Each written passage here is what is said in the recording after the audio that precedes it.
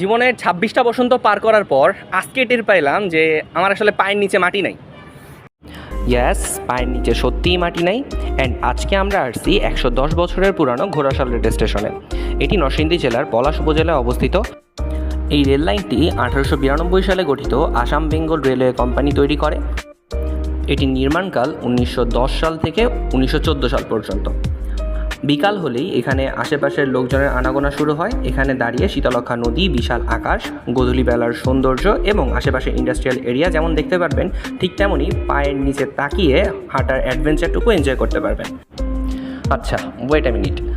মারুফ অনেকদিন ধরে অসুস্থ থাকে, আমরা প্রায় মাসখানেক হলো ভিডিও আপলোড দিতে পারছি না, বাট আজকে আমার সাথে আছে আমার বন্ধু সাদি। সো আমরা এখন সাদিকে নিয়ে যাব শীতলক্ষা নদীর তীরে। সো এখানে দাঁড়িয়ে সূর্যাস্ত দেখতে আসছিলাম, বাট সূর্য আমাদের আগেই ডুবে চলে গেছে। বাট পাশে একটা মিষ্টির দোকান ছিল, ওখানে যেয়ে আমরা গুড়ের জিলাপি ট্রাই করি। সো আমরা নিজেদের জন্য জাস্ট অল্প কিছু গুড়ের জিলাপি নিই। সাদি ভাইয়ের মুখের এক্সপ্রেশন দেখে বোঝাই যাচ্ছে যে জিলাপিটা আসলে অনেক ভালো ছিল।